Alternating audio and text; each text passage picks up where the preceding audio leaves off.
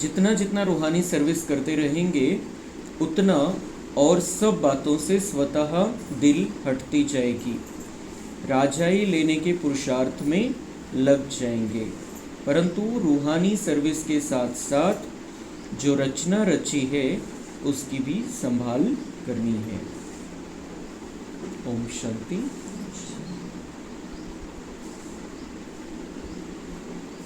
अब बाप के आगे बच्चे बैठे हैं। हम सब बाबा के छोटे से नन्हे से प्यारे से बच्चे हैं। बाबा हमारे सामने हैं। बच्चे जानते हैं हम कोई साधु सन्यासी आदि के आगे नहीं बैठे हैं। ये कोई साधु सन्यासी नहीं है, निराकार परमात्मा है और ब्रह्मा के तन में वो अवतरित होता है और उसकी मुरली हम सुन रहे हैं। बिल्कुल या भावनेमध्येच बाबांची मुरली ऐकायची। वह बाप ज्ञान का सागर है। वो हमारा बाप है, लेकिन क्या है? ज्ञान का सागर। ज्ञान से ही सद्गति होती है। कहा जाता है ज्ञान, विज्ञान और अज्ञान। विज्ञान अर्थात देही अभिमानी बनना, याद की यात्रा में रहना, और ज्ञान अर्थात सृष्टि चक्र को जानना। ज्ञान, विज्ञान और अज्ञान, इसका अर्थ मनुष्य बिल्कुल नहीं जानते हैं। अभी तुम हो संगम युगी ब्राह्मण।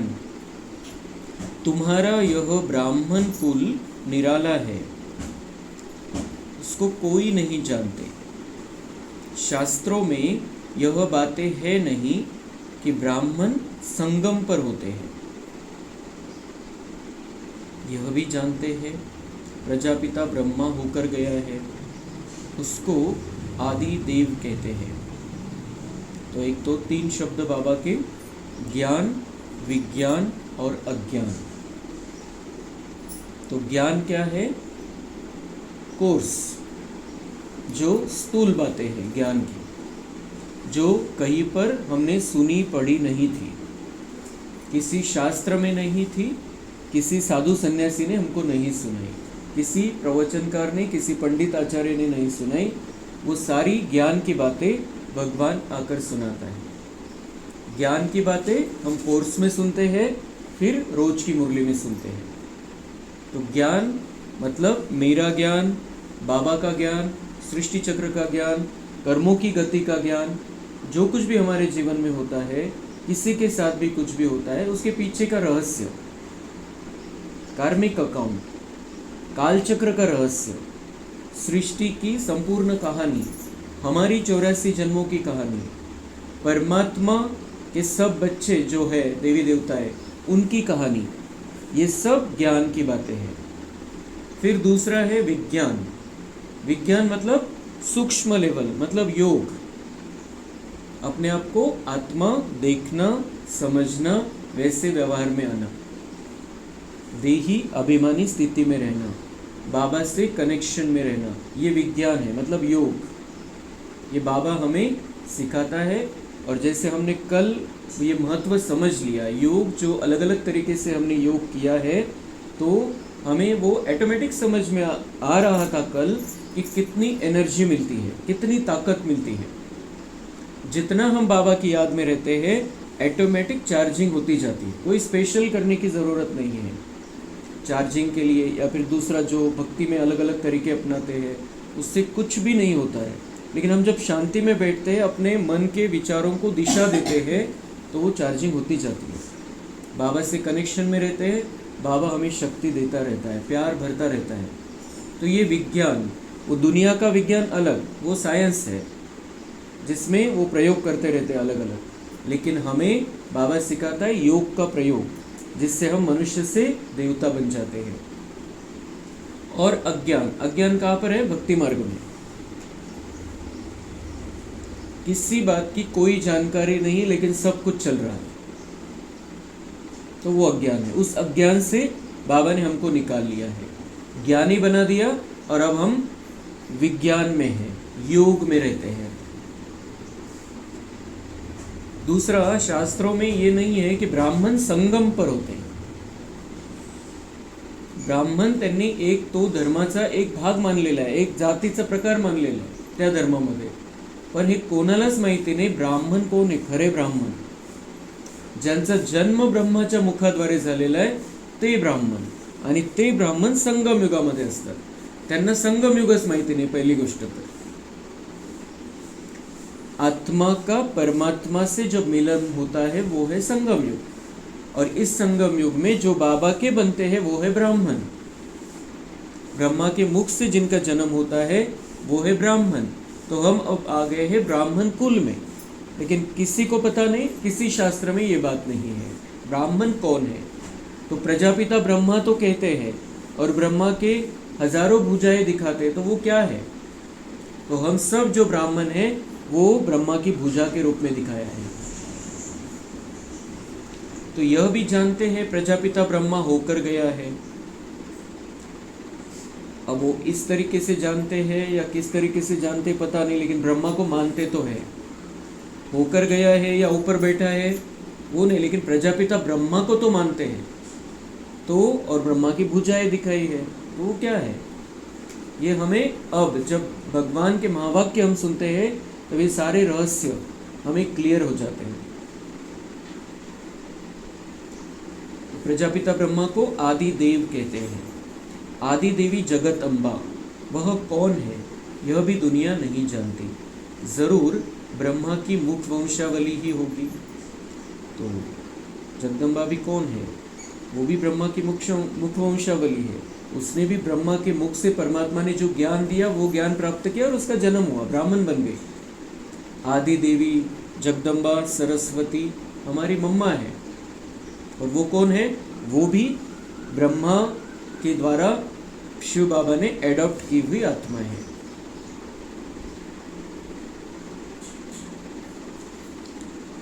एडॉप्ट करते हैं ना, तुम बच्चों को भी एडॉप्ट करते हैं. मम्मा को भी बाबा ने दत्तक लिया और हम बच्चों को भी दत्तक लिया. ब्रह्मा के द्वारा शिव बाबा ने दत्तक लिया. इसीलिए इसी शरीर में रहते हुए हमारा वो नया जन्म है.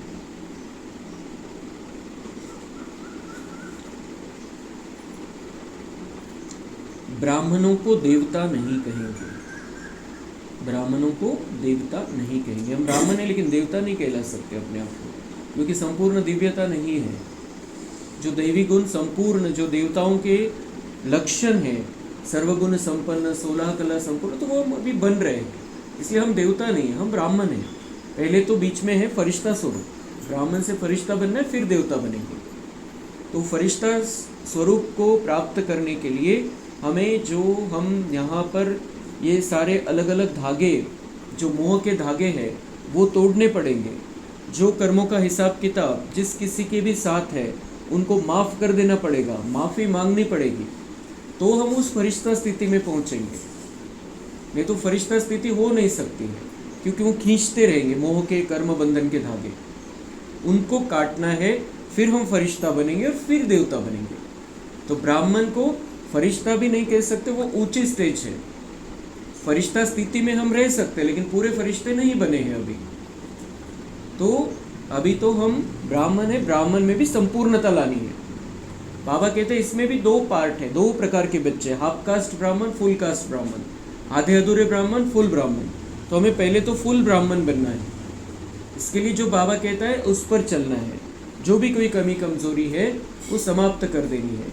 और अभी कल तो हम सब ने बाबा के आगे शाम में कमी कमजोरी अपनी अर्पण कर दी है. तो जो कमी कमजोरी हमने अर्पण की है शाम में, नुमा शाम के समय, उस कमी कमजोरी को अब अपने जीवन में बिल्कुल भी यूज नहीं करना है, क्योंकि बाबा को दे दी और बाबा से वरदान भी ले लिया. तो अब वो जो है, वो जो हमारे जीवन में था वो खत्म हो गया. तो फिर हमारा नया जीवन बन सकता है. कमी कमजोरी को तोड़ देंगे, छोड़ देंगे, तो हमारा नया जीवन बनेगा और भाग्य बनेगा.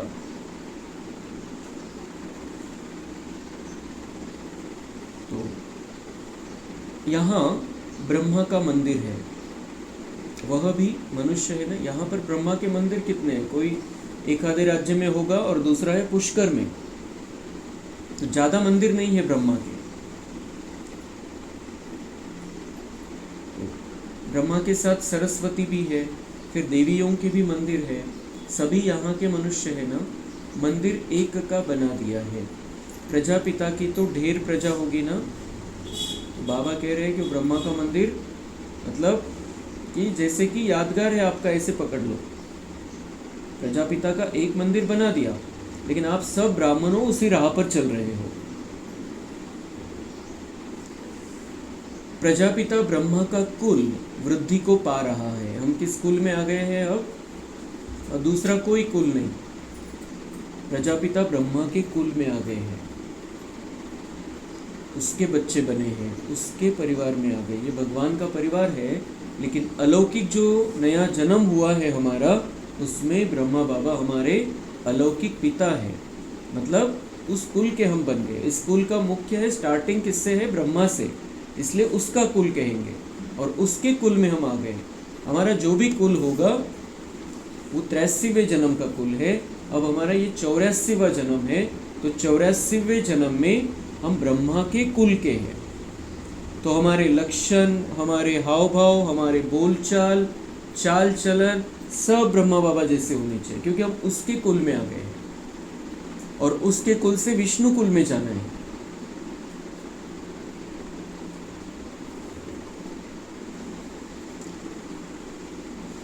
एडॉप्टेड, धर्म के बच्चे।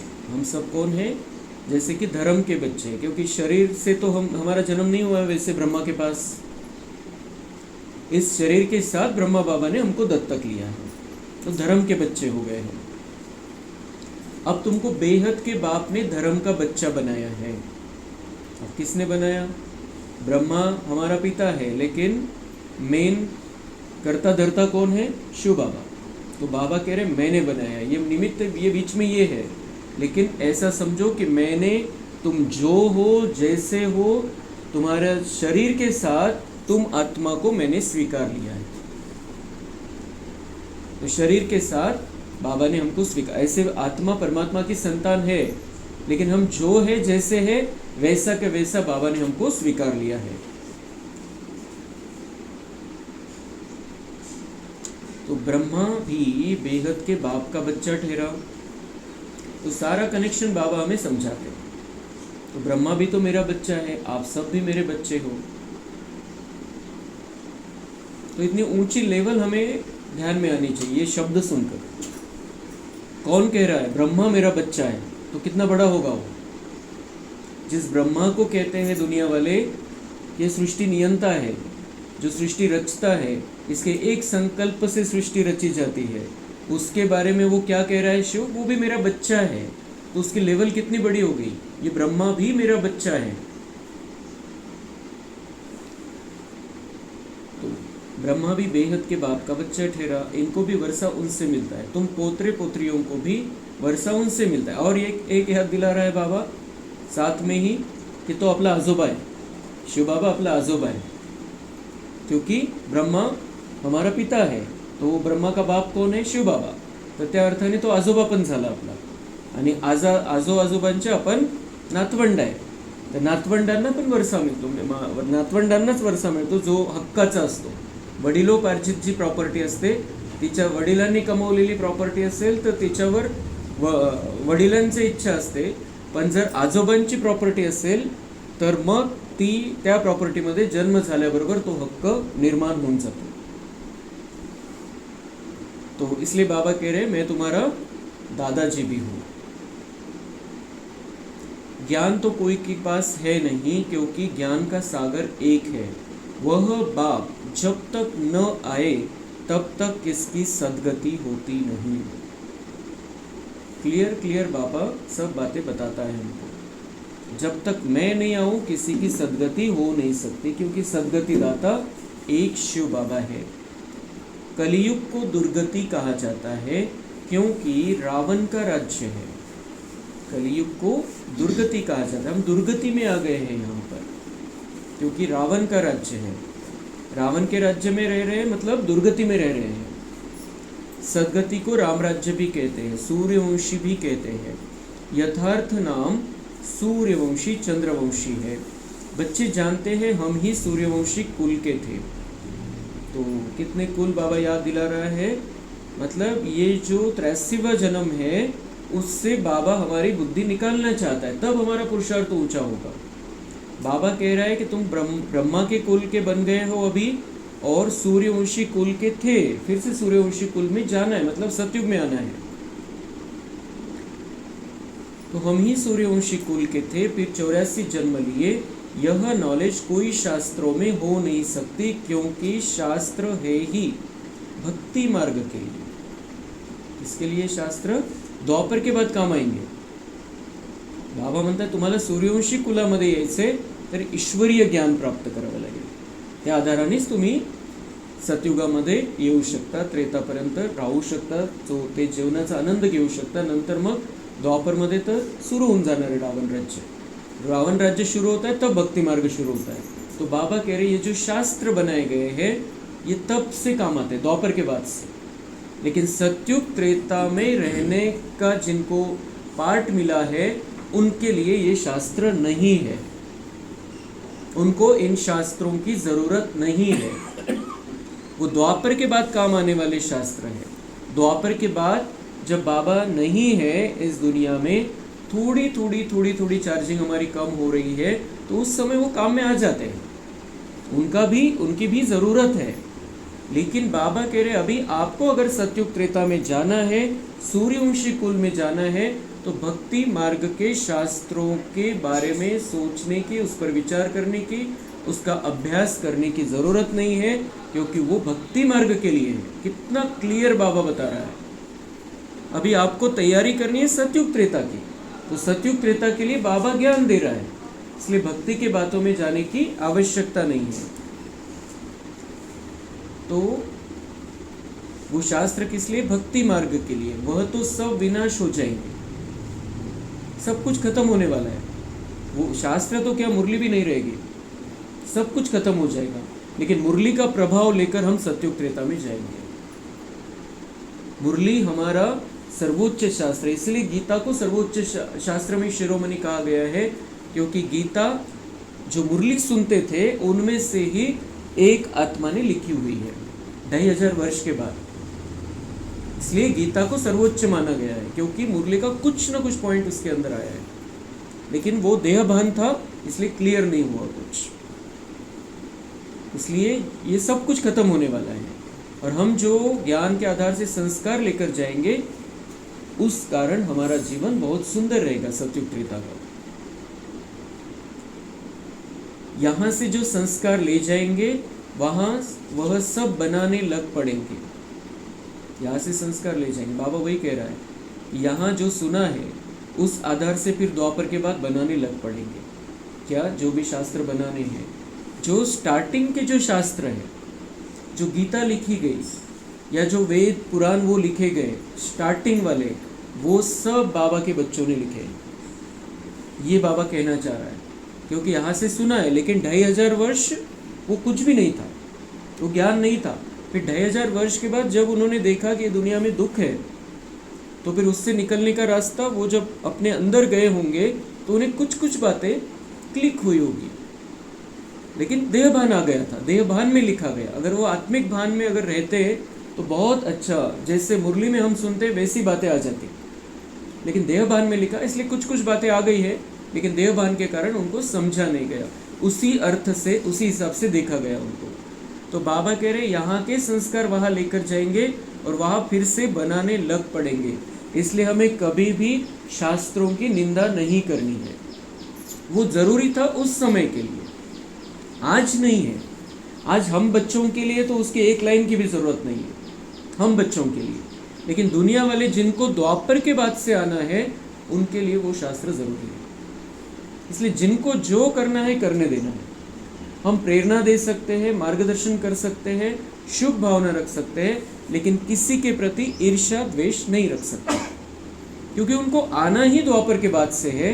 तो वो शास्त्रों का अध्ययन करेंगे, करने देना है उनको। हमें किसी की निंदा नहीं करनी। और क्यों नहीं करनी है, इसका मुख्य कारण बाबा ने बहुत शॉर्टकट में बता दिया है। यहाँ के संस्कार लेकर जाएंगे और वहाँ बनाने लग पड़ेंगे।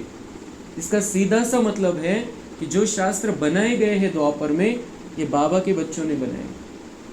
हमारे में से ही कोई होंगे जिन्होंने शास्त्र बनाए, और वो तो एक तो बाबा ने बता ही दिया है कि व्यास का पाठ इशारों इशारों में बताया था कि व्यास का पाठ जगदीश भाई का है। उन्होंने ही वो महाभारत लिखा, गीता लिखी, और वो सबसे हमारे ज्ञान में मुख्य थे जो जिन्होंने साहित्य बनाया है। जो ज्ञान की किताबें जगदीश भाई ने ज़्यादा लिखी है। इसलिए बाबा तो ऐसे, अभी रूहानी मजाक भी चलता था बाबा का, तो बाबा ने कहा भी था जगदीश भाई को, बहुत बार कहा था कि इसने सारी गड़बड़ कर दी है, मतलब द्वापर के बाद इसने गड़बड़ कर दी है सब। तो गड़बड़ क्या हो गई? भावना बहुत अच्छी थी, सिर्फ देह भान था, इसलिए शिव के बारे में नहीं बताया जा सका क्लियर रीति से। लेकिन उन्हीं शास्त्रों ने इस दुनिया को चलाया है द्वापर के बाद से। म्हणून खूप बॅलन्स ठेवायचं आपल्याला, कोणालाही सांगताना शास्त्रांची निंदा बिल्कुल नहीं करायची। वो उनके लिए बहुत ज़रूरी है जिनको द्वापर के बाद आने का है। हमें नहीं आना है, हमें वो नरक बनेगी दुनिया तब नहीं आना है नीचे, हमें स्वर्ग में आना है। और वो भी लक्ष्य हमें रखना है कि 108 में आना है।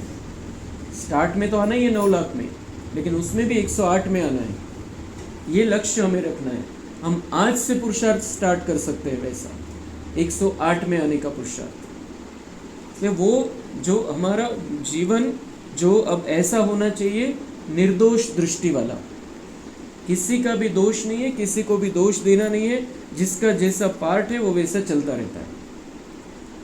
हमें बाबा की सकाश सबको देनी है, शुभ भावना रखनी है कि वो ये ज्ञान प्राप्त कर ले और सत्युग की भाग्य अपने लिए बना ले, ये हम शुभ भावना रख सकते हैं। लेकिन उनका पार्ट अगर द्वापर के बाद के आने का है तो हमारे बताने का उन पर कोई असर नहीं पड़ेगा, वो अपने इसमें ही रहेंगे। हमें शुभ भावना नहीं छोड़नी बस।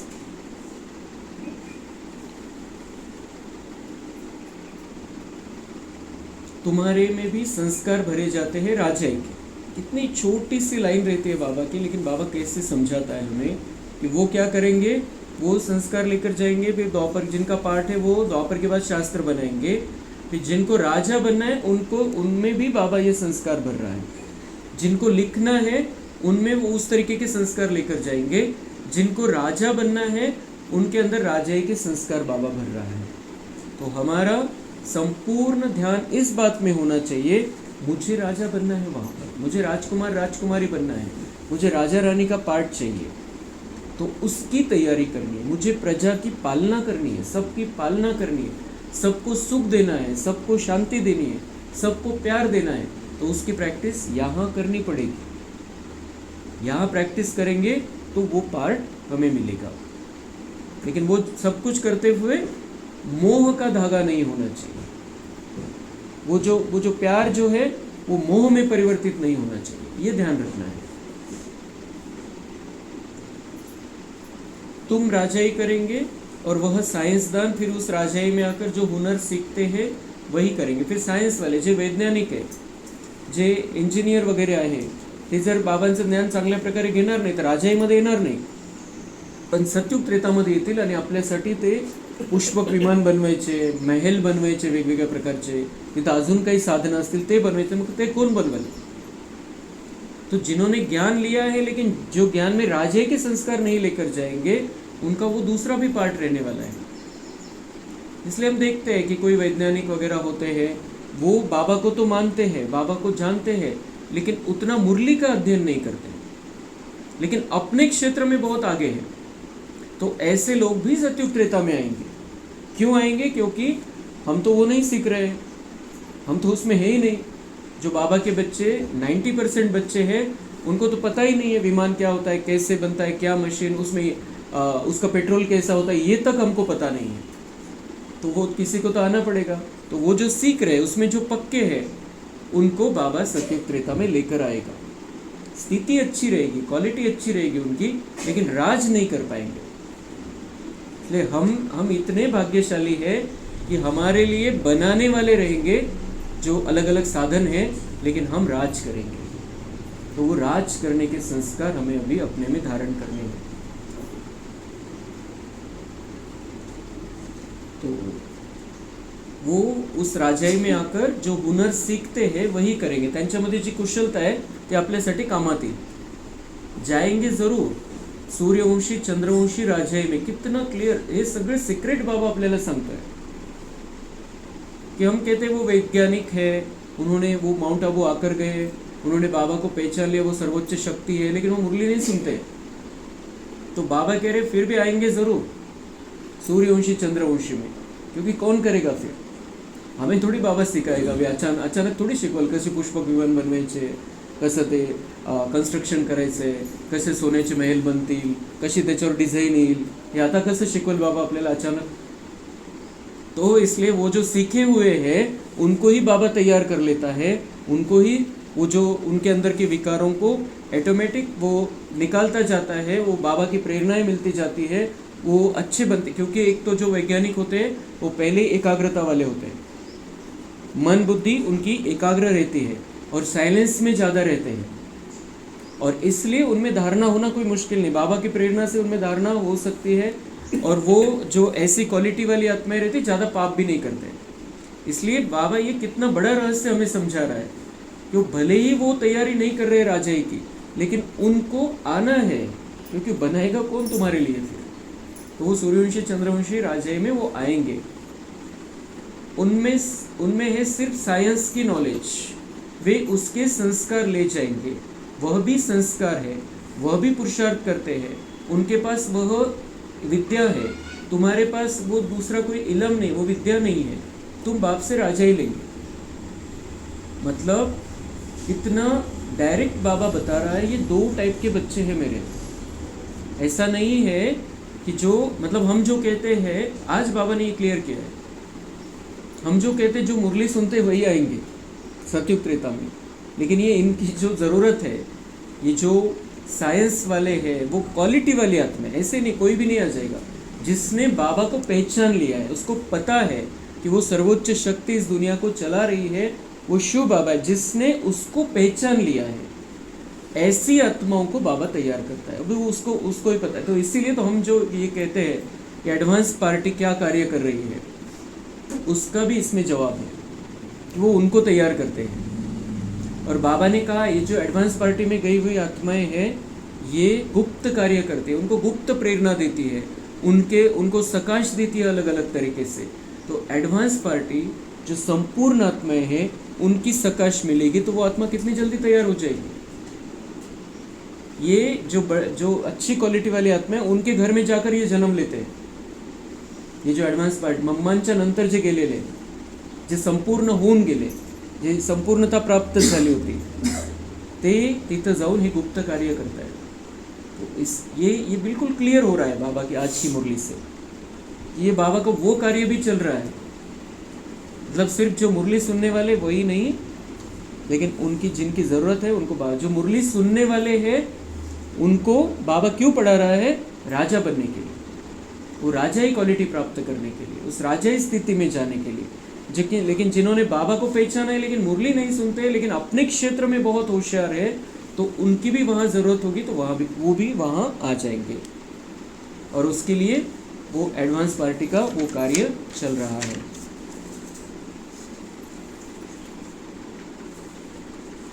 तो ऐसा अचानक से कोई बाबा के ऐसे महावाक्य आ जाते हैं किसी मुरली में कि सारा ज्ञान क्लियर हो जाता है। जो हम कितने भी क्लास सुन ले उससे क्लियर नहीं होता है, लेकिन बाबा का एक महावाक्य सारी बातों को स्पष्ट कर देता है।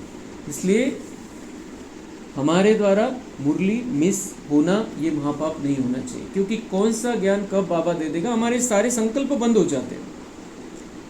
क्योंकि ये तो मतलब मुझे भी ये शंका थी कि ये क्या कर रहे हैं एडवांस पार्टी वाले, आखिर करते क्या है ये लोग। बाबा ने बताया नहीं, बाबा ने तो बताया, मैं सब बाद में सब क्लियर हो जाएगा ये क्या कर रहे हैं, इन्होंने इनका कहाँ पर पार्ट था, इन्होंने क्या किया। लेकिन बाबा ने इशारों में ये बात समझा दी है, क्योंकि वो उनको अगर आना है और वो मुरली नहीं सुन रहे तो उनको तैयार कौन करेगा फिर। तो ये गुप्त कार्य चल रहा है। तो बाबा का कार्य किस तरीके से वो कर रहा है हम जान ही नहीं सकते। एक एक सेकंड उसने इस सत्युग लाने के लिए रखा है, तो वो अलग अलग तरीके से ये कार्य करता चलता है। तो इस बाबा के बड़े रूप के पार्ट को हमें समझना है। बाप आए हैं पतित से पावन बनने का रास्ता बताने, तो बच्चों को भी यही सर्विस करनी है। हर एक का हिसाब देखा जाता है। तो बाबा आए हैं पतित को पावन बनने का रास्ता बताने, तो हमें भी सबको रास्ता बताना है। अब हमारा जो जिम्मेदारी कर्तव्य है वो तो करना है, वो बात अलग है, लेकिन हमें ये मेन कर्तव्य ये करना है कि सबको ये रास्ता बताना है। रास्ते पर चलना न चलना भाग्य, उनका उनका भाग्य, हमें बताना है, लेकिन हमें अपने लिए तो पार्ट फिक्स कर लेना है। अभी बाबा ने बहुत सारे पत्ते खोल दिए, अभी हमें समझना है हमें क्या करना है। हर एक का हिसाब देखा जाता है। बेहद का बाप तो केवल पतित से पावन बनने की मत देते हैं, वह पावन बनने का ही रास्ता बताता, पवित्र रहने का बाबा सिखाता है, पवित्र बनने का ही रास्ता बताता है। हमें अपना डिसीजन लेना है, कोई हमें बंधन में नहीं डाल सकता है, किसी में ताकत नहीं है हमारे सिवाय। वह पावन बनने का ही रास्ता बताते हैं, बाकी यह देख रेख करना, राय देना, इनका धंधा हो जाता है। बाबा कह रहे हैं मैं मेन किस लिए आया हूँ, मुझे पतितों को पावन बनाना है, वो रास्ता बताना है, वो ताकत देनी है। बाकी ये जो कोई सलाह देना, राय करना, ये धंधा किसका है, ये ब्रह्मा का है। ब्रह्मा को पूछो, पूछना ही है तो ब्रह्मा बाबा को पूछो। तो वो ब्रह्मा बाबा जानता है, इस दुनिया का अनुभवी है, तो ब्रह्मा बाबा जानता है। तो उस समय भी कोई आता था तो शिव बाबा राय नहीं देते थे उसको, ब्रह्मा बाबा को पूछते थे जाकर कि क्या करूँ मैं, ये करना है, ऐसा ये धंधा करूँ नहीं करूँ, शादी करना है, ये मकान बनवाना है। तो उसमें शिव बाबा कोई राय नहीं देते थे। बाबा कहते थे मेरा काम ये नहीं है, ये छोटी छोटी बातों के लिए मैं नहीं आया हूँ, अगर आपको पूछना ही है, इसको अनुभव है दुनिया का तो इसको पूछो, लेकिन मैं नहीं बताऊँगा क्या करना है। तो बाबा ने बिल्कुल अपना पार्ट सबको समझा दिया था कि मेरा काम बहुत बड़ा है, मुझे इस दुनिया को पवित्र बनाना है, आत्माओं को पवित्रता की राह दिखानी है, पवित्रता के लिए मार्गदर्शन करना है और ताकत भरनी है पवित्रता के लिए। बाकी जो बाकी का काम है ये ब्रह्मा से करा सकते हैं आप। और अभी तो ब्रह्मा बाबा और शिव बाबा का पार्ट सेम हो गया, लेकिन फिर भी हम आज भी ब्रह्मा बाबा को पत्र लिख सकते हैं, उनसे बातें कर सकते हैं, उनको पूछ सकते हैं। फिर वो, क्योंकि वो तो हमारी संकल्प कैच कर लेता है, ब्रह्मा बाबा भी शिव बाबा जैसे कैच करता है वैसे ब्रह्मा बाबा भी हमारे संकल्प कैच कर लेता है, क्योंकि वो भी अभी शिव बाबा जैसा है। आज शिव बाबा आणि ब्रह्मा बाबामध्ये कुठलाही फरक नाही आहे, सेम टू सेम आहे। फक्त एवढंच आहे की ब्रह्मा बाबा फरिश्ता रूपामध्ये बिलकुल निराकार स्थितीमध्ये परमधाममध्ये नाही, एवढाच फरक आहे, पण स्थिती क्वालिटी ब्रह्मा बाबा आणि शिव बाबांची एकच है। तो अगर हमें अभी भी कुछ पूछना है दुनिया के हिसाब से तो ब्रह्मा बाबा को पूछ सकते हैं, और किसी न किसी माध्यम से ब्रह्मा बाबा जवाब पहुंचा देगा हमारे तरफ। वो आज भी पालना दे रहा है, जैसे मधुबन में जाकर पूछते थे ब्रह्मा बाबा थे तब, अब भी ब्रह्मा बाबा ने सिर्फ कमरा चेंज किया है, मधुबन का ही कमरा है सूक्ष्म वतन, ये बाबा ने कहा है। तो उस कमरे में है, हम बाबा से रूह रियान कर सकते हैं, उनको बता सकते हैं मन के भाव, तो वो किसी न किसी के द्वारा किसी न किसी तरीके से आज भी जवाब देता है। तो बाबा कह रहे हैं जब पूछना है तब मुझसे मत पूछो, क्योंकि बाबा की अवज्ञा करेंगे तो बहुत बड़ा पाप हो जाएगा। बाबा को पूछेंगे और बाबा कुछ बता देगा और हम ऐसा नहीं करेंगे तो बहुत बड़ा पाप हो जाएगा। इसलिए बाबा कहते हैं ये बातें मुझसे पूछ लो। शिव बाबा कहते हैं मेरे से कोई बात धंधे आदि की नहीं पूछनी है, मेरे को तुमने बुलाया है कि आकर पतित से पावन बनाओ, तो हम इन द्वारा तुमको बना रहा हूँ। बाबा कह रहे बुलाया किस लिए, इसलिए बुलाया क्या तुमने, मैं कौन सा धंधा करूँ, मैं क्या करूँ, इसके लिए बुलाया क्या तुमने, क्यों बुलाया, पतितों को पावन बनाने वाला मैं हूँ, तो आपने पुकारा ही इसलिए कि हमको पावन बनाने हो। तो ये चिल्लर बातें क्यों पूछते हो मुझसे, अपना अपना डिसीजन लो सब देखकर, और नहीं तो फिर ब्रह्मा बाबा को पूछ सकते हैं। यह भी बाप है, इनकी मत पर चलना पड़ेगा। यह भी बाप, फिर इसको पूछा तो बाबा कह रहे इनकी मत पर भी चलना पड़ेगा। उनकी रूहानी मत, इनकी जिस्मानी, वो कैसे उन्होंने दुनिया देखी है, अनुभव है, तो उस हिसाब से उनकी जिस्मानी मत रहेगी कि क्या करना है। लेकिन बाबा की मत कौन सी, रूहानी मत, आत्माओं के कल्याण के लिए परमात्मा की श्रीमत है। इनके ऊपर भी कितनी रिस्पॉन्सिबिलिटी रहती है ब्रह्मा बाबा के ऊपर। यह भी कहते रहते हैं कि बाप का फरमान है मामेकम याद करो, बाप की मत पर चलो। उनकी अपनी जिम्मेदारियां है, लेकिन वो इतना बड़ा होते हुए, इतनी जिम्मेदारी होते हुए, इतना ऊंचा पाठ होते हुए उसने क्या सिखाया सबको कि शिव बाबा को याद करो, उसकी मत पर चलो। यही ब्रह्मा बाबा ने सिखाया। निरहंकारिता का सर्वोच्च उदाहरण ब्रह्मा बाबा। शिव बाबा तो है ही, उसका तो सवाल ही नहीं है, लेकिन इतना सब सारा पाठ होते हुए, इतना ऊंचा पाठ होते हुए भगवान उनके अंदर आते थे। इतनी करोड़ आत्माएं दुनिया में से उस अकेले को चुना। उसका इतना सा भी अहंकार नहीं था उनको कि मुझे ही चुन लिया। उल्टा वो कहते थे, राह चलते ब्राह्मण फंस गया। वो मजाक में कहते थे कि बाबा ने मुझको फंसा लिया, लेकिन उनको भी पता था कि ये बाबा ने क्यों किया है, उसके द्वारा ये सारा कार्य होना और श्री कृष्ण को फिर से तैयार करना है, उसको राजा ही देनी है हाथ में। कितना बड़ा भाग्य बना दिया बाबा ने ब्रह्मा बाबा को फंसा कर। तो ऐसे ही हम भी फंस गए। अब बाबा ने हमको फंसा लिया है, लेकिन ये फंसाना किस लिए? हमारे कल्याण के लिए है। हमको भी राजाई लेनी है। बाबा कहते हैं कि तुम भी ब्रह्मा की गद्दी पर बैठो। जो ब्रह्मा विष्णु बन जाएगा, जो लक्ष्मी नारायण बन जाएंगे, वो उनकी गद्दी पर तुम भी बैठ जाओ। इतना लायक बनाओ अपने आप को। तो हम तो बहुत, ये मीठी फांसी है, हम तो फंस गए हैं। लेकिन हमें अब ये बहुत सुंदर अपना यहाँ का जीवन बनाना है, जैसे ब्रह्मा बाबा ने बनाया। इतना सुंदर दिव्य अलौकिक जीवन, मौज में रहे, वो संगम युग का आनंद लिया, अतीन्द्रिय सुख की झूले में झूलते रहे। वैसा हमें भी अब झूलना है। ये बातें बताने के लिए अलग है कि हम मजाक में कह सकते हैं कि हम तो अभी इधर फंस गए, अब हम चाहे तो भी निकल नहीं सकते, क्योंकि हमारा भाग्य भगवान को बनाना था। इसलिए उसने हम पर जाल फेंका और हम उस जाल में आ गए। और ये मीठा जाल है, बिल्कुल एकदम पक्का होना चाहिए कि मेरे अंदर वो क्वालिटी थी, इसलिए बाबा ने मुझे चुना है। और अब मुझे इतना सुंदर जीवन जीना है, इतना मजा लेना है इस जीवन का, भगवान के साथ का जीवन। ब्रह्मा के कुल में हमें जीवन जीना है, फिर हम आएंगे विष्णु के कुल में, सूर्यवंशी कुल में, सतयुग में रहेंगे।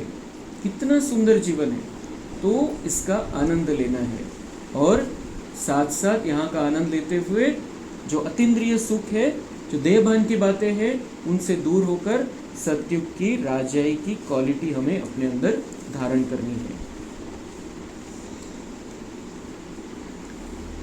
बाबा दूर देश से पराये देश में आकर हमको पढ़ाए फिर चले जाते हैं। बार बार ये पक्का करना है कि वो आता है हमारे लिए, वो मेरे लिए आया है इस धरती पर। उसका कोई स्वार्थ नहीं, पढ़ाता है वापिस चला जाता है। कोई यहाँ का इतना सुंदर दुनिया बनेगी वो देखेगा भी नहीं। हमें वो महसूस होना चाहिए कि बाबा को ये दुनिया भी देखने नहीं मिलने वाली। जिस दुनिया में वो हमें रखना चाहता है, इतनी सुंदर बना कर देगा हमें, इससे बड़ा आश्चर्य तो होगा कोई कहीं पर भी नहीं है। जो आज ये दुनिया है और 11 साल के बाद वो वैसी दुनिया होने वाली।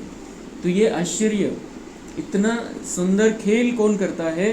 वो खुद करता है, और खुद उस दुनिया में आएगा नहीं। कितनी निस्वार्थता है।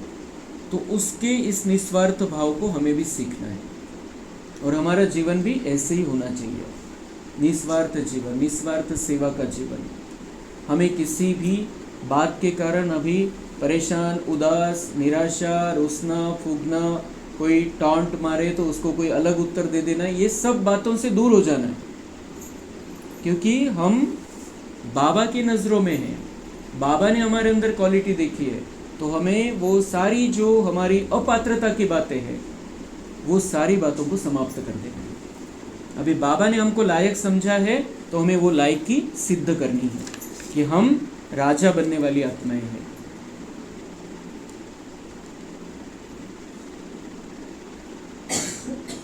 तो बाबा कह रहे हैं कि 2 बाप है, एक लौकिक और एक पारलौकिक। गाते भी है, दुख में सिमरन सब करे, सुख में करे न कोई। तुम जानते हो हम भारतवासियों को जब सुख था तो सिमरन नहीं करते थे, फिर हमने 84 जन्म लिए। आत्मा में खाद पड़ती है तो डिग्री कम होती जाती है। 16 कला संपूर्ण, फिर 2 कला कम हो जाती है। कम पास होने के कारण राम को बाण दिखाया है। कम पास होने के कारण राम को बाण दिखाया। नापास मनत नहीं है बाबा, बाबा म्हणतात कम पास हुआ. आणि तसं जर पाहिलं तर त्रेतायुगामध्ये रामाचा पार्ट आहे, श्रीरामाचा पार्ट आहे, तर तो नापासांमध्ये पहिला नंबर आहे. नापास झालेले सगळे त्रेतायुगामध्ये येणार, पास झालेले सतयुगामध्ये, तर नापासांमध्ये पहिला नंबर है श्रीरामाचा. और जब श्री राम का राज्य है तब लक्ष्मी नारायण की स्थिति उनसे थोड़ी नीचे की हो जाती, 2 कला उनकी भी कम हो जाती, और इसीलिए राम के हाथ में राज्य है. लेकिन सतयुग में नहीं आते हैं राम, क्योंकि वैसा पुरुषार्थ नहीं हुआ. अंत तक माया से लड़ाई चलती रही, और इसलिए उनको निशानी दिखाई है बाण, तीर कमान चलाते रहे अंत तक. और श्री कृष्ण को कैसा दिखाया है? मोर मुकुटधारी दिखाया है. तो मतलब उन्होंने पहले ही संपूर्णता प्राप्त कर ली थी. तो यह एक निशानी दे दी. बाबा कह रहे हैं कि वो राम को बाण क्यों दिखाया? कम पास हुआ इसलिए बाण दिखाया, बाकी कोई धनुष्य नहीं तोड़ा है. धनुष्य तोड़ा है ये बात भी बाबा कह रहे हैं ये कहानी बनाई है, कुछ समझाने के लिए बनाई है, बाकी ऐसा नहीं है. ये निशानी है कि उनकी माया से अंत तक लड़ाई चलती रही, इसलिए सतयुग में आ नहीं सके. इसलिए तो बाबा कहते हैं बहुत काल की प्रैक्टिस चाहिए. सतयुगी जीवन की बहुत काल की प्रैक्टिस होंगी, जिसकी उसको ही सतयुग नसीब होगा. नहीं तो बाबा के बच्चों में से 33 करोड़ में से 31 करोड़ बच्चे फेल होकर त्रेता में आने वाले हैं. ये एक निशानी दे दी है. यह है सब भक्ति मार्ग की बातें. भक्ति में मनुष्य कितना भटकते हैं. अब तुमको ज्ञान मिला है तो भटकना बंद हो जाता है. भटकना हमारा बंद हो जाना चाहिए. भटकना मतलब जो कुछ भी भक्ति में करना है कर्मकांड, वो भी करने की हमें ज़रूरत नहीं है. उतना हिम्मत हमें रखनी पडेगी. त्याच्यासाठी लोकलाच सोडावे लागेल. हे काय म्हणतील ते काय म्हणतील, याच्यात जर अटकलो तर सतयुगाची तयारी होणार नाही, मग फेलमध्ये यावं लागेल रामाच्या नंतर. इसलिए बाबा कह रहे भटकना बंद हो जाता है, मतलब बंद हो जाना चाहिए. उन सारी बातों से बुद्धि निकाल देनी, चाहे कोई कुछ भी कहता रहे. मुझे सतयुग में राजाई की तैयारी करनी है बस. और उसके लिए मुरली सुननी है, उसका अध्ययन करना है, योग करना है, दिव्य गुणों की धारणा करनी है, और ये रूहानी सेवा करनी है.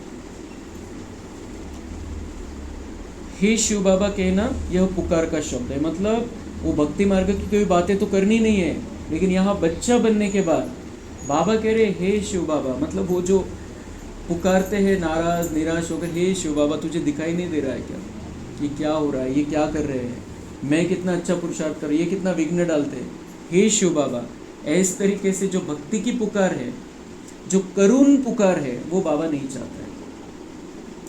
जो परेशान होकर पुकारते हैं भगवान को, बाबा कह रहे ये हे शिव बाबा, ये शब्द नहीं, ये नहीं होने चाहिए.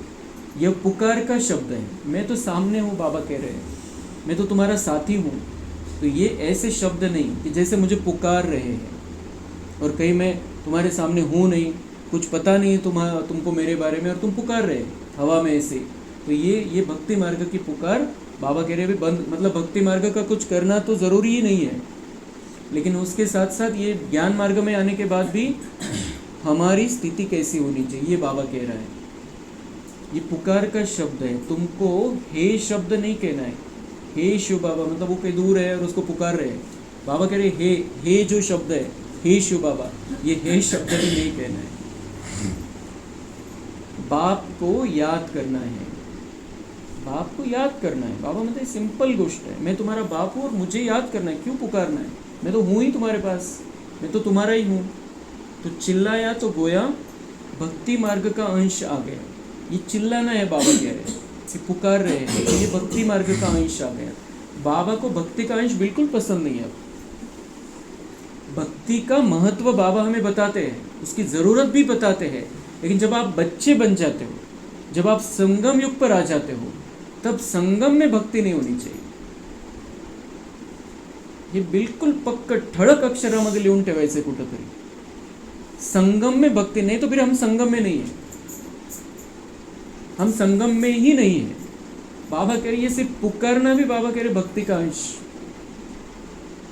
तो मतलब संगम युग में कोई भक्ति का अंश नहीं रहना चाहिए. हे भगवान कहना भी भक्ति की आदत है. मतलब वो संस्कार लेकर यहाँ आ गए. बाबा कह रहे अभी 84वां जन्म हो, 83वां जन्म के शब्द भूल जाओ. ये भी भक्ति की आदत है. हे भगवान, बाबा है तुम्हारा, बाबा कह रहे हैं मुझे याद करो बहुत प्यार से, पुकारने की जरूरत नहीं है। क्या क्या क्या बताया है बाबा ने, जब भी ज़रूरत हो क्या कहना, मेरे बाबा, मीठे बाबा, प्यारे बाबा आ जाओ। कैसे शब्द है, कितने सुंदर शब्द है हमारे। मेरे बाबा, मीठे बाबा, प्यारे बाबा आ जाओ, मदद करो। तो बाप भी बंधा हुआ है, लेकिन कैसे होनी चाहिए वो पुकार, वो जो आवाहन हम करते हैं दिल की, हमारे दिल से उसके दिल तक पहुंचनी चाहिए। दिल से कहो मेरा बाबा, मीठा बाबा, प्यारा बाबा आ जाओ, तो बाप भी बंधा हुआ है। आज कितना कितना बड़ा फर्क है शब्दों में। क्या कहना है बाबा को, बाबा आ जाओ, मतलब उसमें अधिकार भी है, प्यार भी है और अधिकार भी है। हे शिवबाबा मतलब आपण कोणीतरी दूरचे, तो कोणीतरी दूरचा, तो कुठे आहे माहिती नाही, कुठून तरी येईल, आपण खूप छोटेसे, तो खूप मोठा आहे आणि त्याला पुकारतोय, पुकार कधी ऐकेल माहिती नाही। और यहाँ पर तो बाबा कहते हैं सेकंड में आ जाओ, बोलो सिर्फ आ जाओ। कितना कितना बड़ा फर्क है। तो बाबा कह रहे हैं, बाबा ने थोड़ी कहा है हे भगवान कहकर याद करो। मैंने कब कहा है, किस मुरली में कहा है कि हे भगवान कहकर मुझे याद करो। बाबा कहो, बाबा को याद करो। हे शब्द म्हणजे हा हे शब्दावर अटॅक करताय बाबा। हे मतलब ये पुकार का शब्द है, ये शब्द नहीं कहना है मुझसे। हे भगवान, हे ईश्वर, हे अल्लाह, हे गॉड, रहम करो, ये नहीं, ये भक्ति मार्ग के अक्षर। तुमको बाप का परिचय मिला, अब बाप की श्रीमत पर चलो। बाप का परिचय मिला, अब बाप की श्रीमत पर चलो।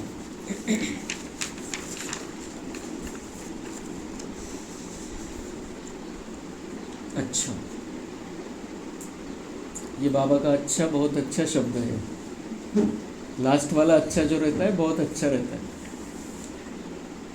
बहुत खुशी मिलती है बच्चों को। ये बस अभी डोज पूरा हो गया। मीठे मीठे सिक्की लधे बच्चों प्रति माता पिता बाप दादा का याद, प्यार और गुड मॉर्निंग। रूहानी बाप की रूहानी बच्चों को नमस्ते। हम रूहानी बच्चों की रूहानी बाप दादा को प्यार प्यार गुड मॉर्निंग, नमस्ते।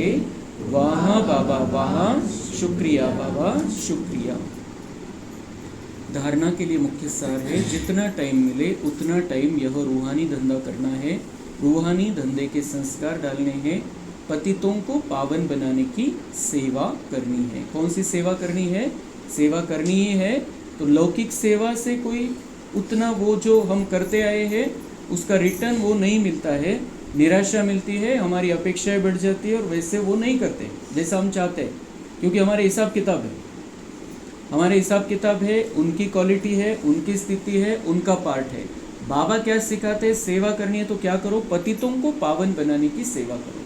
खुद पावन बन जाओ, खुद पवित्र स्थिति में रहो, पांचों विकारों से दूर रहो और दूसरों को भी यही बातें सिखाओ, अपना जीवन वैसा बना लो। तो इस सेवा का जो पुण्य है वो जन्म जन्मांतर काम आएगा। या हम कितनी भी सेवा कर ले, शरीर छूटा सब खत्म, सिर्फ वो तारीफ करते रहेंगे, ऐसा था वैसा था वैसा था, कुछ दिन तारीफ करेंगे भूल जाएंगे और हमने जो किया वो भी समाप्त हो जाएगा यहाँ पर। और क्या कहते, काय केलं त्यांनी, त्यांचं पार्ट होता, त्यांचं कामच होतं, त्यांचं कर्तव्यच होतं, संपला विषय। लेकिन यहाँ पर जो हम सेवा करेंगे वो बाबा के पास जमा होती है, उसका रिकॉर्ड बाबा के पास रहता है और हमारे अंदर रिकॉर्डिंग रहती है, तो वो हमें साथ देता है जन्म जन्मांतर। इसलिए बाबा सिखाता है हर एक बात में, बाबा की हर एक बात में गहराई है। कंपैरिजन करके देखना है, बाबा क्या सिखाता है, दुनिया में हम क्या करते आए। अंतर्मुखी बन बाप को याद करना है, मुख से हे शब्द नहीं निकालना है। अभी ये हे शब्द हमारा पुकार वाला शब्द कंप्लीटली आज से बंद हो जाना चाहिए। अभी उसको हक से बुलाना है, पुकारना नहीं है, करुण पुकार नहीं पहचाता। जैसे बाप को अहंकार नहीं, ऐसे निरहंकारी बनना है।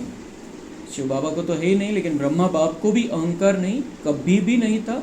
बड़ी दादियों ने हमको दिखाया, इतने उनको वो नशा ही नहीं था कि मैं चीफ हूँ, मैं मुख्य हूँ और मेरा आदेश सारी दुनिया में चलेगा, जितने भी सेंटर्स है। लेकिन उनको अहंकार का इतना सा भी लवलेश भी नहीं था, क्योंकि वो ब्रह्मा बाबा को फॉलो करते गए, इसलिए वो भी निरहंकारी थे। सभी दादियाँ भी, जो बड़ी बड़ी दादियाँ। तो ऐसे ही हमें भी ये सारे उदाहरण देखकर हमें भी बिल्कुल पक्का करना है, किसी बात का हमें अहंकार नहीं होना चाहिए। निमित्त समझना है तो अहंकार खत्म हो जाएगा। वरदान है, मनसा संकल्प व वृत्ति द्वारा श्रेष्ठ वाइब्रेशन की खुशबू फैलाने वाले शिव शक्ति कंबाइंड भव। जैसे आजकल स्थूल खुशबू के साधनों से गुलाब, चंदन व भिन्न भिन्न प्रकार की खुशबू फैलाते हैं, ऐसे आप शिव शक्ति कंबाइंड बन मनसा संकल्प व वृत्ति द्वारा सुख, शांति, प्रेम, आनंद की खुशबू फैलाओ। तो जैसे हमने कल अगरबत्ती भी लगाई थी, अलग अलग खुशबुएं रहती है इस अगरबत्ती में भी, गुलाब, चंदन, अलग अलग प्रकार की। लेकिन बाबा कह रहे हैं मेन, जैसे हमने कल भी फैलाया, ये जो वाइब्रेशन हमें यहाँ पर महसूस हो रहा था, जितनी हमारी शक्ति बढ़ती जाएगी, जितने वाइब्रेशन पावरफुल होते जाएगी, गांव वालों को महसूस होगा, फिर दुनिया वालों को महसूस होगा। यहाँ तो हम फील कर रहे थे, और जब मुरली चलती तब भी हम ये अनुभव करते हैं कितने अच्छे वाइब्रेशंस है। और कल का जो अनुभव था वो तो बहुत अलग था। वातावरण, यहाँ का वातावरण कितना सुंदर बन गया था, और वो जो कल सवेरे की मुरली में जो अनुभव था, उससे ज़्यादा अच्छा अनुभव आज फील हो रहा है, क्योंकि सब ने मिलकर कल योग किया है, सारे वाइब्रेशन फैलाए यहाँ पर, और वो वातावरण को बहुत अच्छा बनाया है उन्होंने। तो बाबा वही कह रहे हैं कि जैसे ये खुशबू आप फैला सकते हो, आत्मा में ताकत है। अगरबत्ती सुगंध फैला सकती है ऊपर का, लेकिन आत्माओं को जो टच होगा वो आप आत्माएं फैला सकते हैं, सुख शांति। तो सुख शांति प्रेम आनंद की खुशबू फैलाओ। इस सतोगुणी स्वरूप हमें धारण करना है, वो खुशबू वातावरण में फैल, हम जहाँ भी है हमें वो अगरबत्ती का पार्ट निभाना है। खुशबू कौन सी निकलनी चाहिए? सुख शांति प्रेम आनंद ज्ञान पवित्रता शक्ति, कहीं भी जाए हम। बाकी वो काम क्रोध लोभ मोह अहंकार की दुर्गंध नहीं निकलनी चाहिए, खुशबू निकलनी चाहिए 7 गुणों की।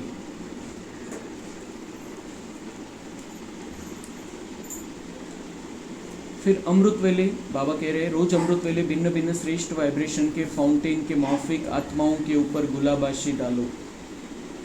जैसे आत्माओं पर वो पिचकारी चलानी है, वो उन पर डालना है। कब? अमृत वेला के समय। फाउंटेन जसं धबधबा आहे तशा प्रकारे आपण त्यांच्यावरती ही सगळे जे बाबांचे किरणं घेऊन 7 गुणांची ते सगळ्यावरती टाकायचे। कि उस समय, क्योंकि अमृत वेला के समय सभी आत्माएं सोई पड़ी रहती है, और इसलिए वो आत्मा बाह्य बातों में नहीं है, इसलिए अंदर वो कैच कर सकते इन वाइब्रेशन को। जब वो बाह्य मुक्ता में आ जाते तो उतना कैच नहीं होता है, पण ते झोपलेल्या स्थितीमध्ये संकल्प खूप कमी आहे, तर त्यावेळेला आपण जे त्यांना सुख शांतीची किरणं देऊ ते त्यांना टच होतात। सिर्फ संकल्प का ऑटोमेटिक स्विच ऑन करो तो विश्व में जो अशुद्ध वृत्तियों की बदबू है वह समाप्त हो जाएगी। तो हमारा कर्तव्य है वातावरण को शुद्ध बनाना, और कल हमने सीख लिया है वातावरण को शुद्ध बनाना। तो अभी जहाँ भी है, यहाँ भी और कहीं भी हमारे घर का वातावरण भी हमें शुद्ध बनाना है, तो वो जो बदबू है उनके अंदर वो खत्म हो जाएगी, विकारों की। स्लोगन है, सुखदाता द्वारा सुख का भंडार प्राप्त होना यही उनके प्यार की निशानी है। बाबा का प्यार क्या है? उसने सारे भंडारे खोल दिए। वो सुखदाता है, सुख का भंडार हमारे लिए खोल दिया है। जितना चाहिए उतना सुख हम बाबा से ले सकते हैं। एक तो मुरली सुनने से सुख मिलता है, योग करने से सुख मिलता है, धारणाओं का सुख अलग है, सेवा करते हैं तो सुख मिलता है। तो ये सारे भंडार, सारे रास्ते बाबा ने बता दिए हैं, और इस सुख को हमें प्राप्त करते रहना। इस सुख का रास्ता बताना ये बाबा का हमसे प्यार है। अव्यक्त इशारे है, कंबाइंड रूप की स्मृति से सदा विजयी बनो। जितनी शक्तियों की शक्ति है उतनी ही पांडवों की भी विशाल शक्ति है। जितनी माताओं में शक्ति है, बाबा कह रहे हैं भाई लोगों में भी उतनी ही विशाल शक्ति है, और इसीलिए चतुर्भुज रूप दिखाया है। विष्णु चतुर्भुज, 4 हाथ, दो हाथ भाई के, 2 हाथ माताओं के, वो विष्णु चतुर्भुज हमारा यादगार है। वैसे वहाँ पर कोई लक्ष्मी नारायण ऐसे कंबाइंड नहीं रहेंगे, विष्णु रूप में नहीं रहेंगे, ये संगम युग का हमारा यादगार है। इसलिए दोनों भी महत्वपूर्ण है, भाई भी महत्वपूर्ण है, माताएं भी महत्वपूर्ण है। और हम तैयारी कर रहे हैं क्योंकि हमें दोनों पार्ट की तयारी करनी है। आपले 84 जन्म आहे, तर 42 जन्म आपण स्त्री रूपामध्ये राहणार आहे, 42 जन्म पुरुष रूपामध्ये राहणार आहे, आधा आधा है। जिसके 80 जन्म है उसके 40 पुरुष रूप में, 40 स्त्री रूप में रहने वाले, ये फिक्स है। और इसीलिए हमें दोनों पार्ट की तैयारी करनी है, और हमारा यादगार विष्णु चतुर्भुज के रूप में दिखाया है। तो शक्तियाँ और पांडव, इन दोनों के कंबाइंड रूप से ही विश्व सेवा के कार्य में सफलता प्राप्त होती है। इसलिए सदा एक दो के सहयोगी बनकर रहो, जिम्मेवारी का ताज सदा पड़ा रहे। एक दो को सहयोग देना है, माताओं ने और भाइयों ने, तो सफलता मिलेगी। जिम्मेवारी का ताज दोनों के सिर पर है, तो वो सदा कायम रखना है। जिम्मेदारी से अपने कार्य को, अपनी सेवा को आगे बढ़ाते चलना है। ओम शांति। कम बोलो, धीरे बोलो।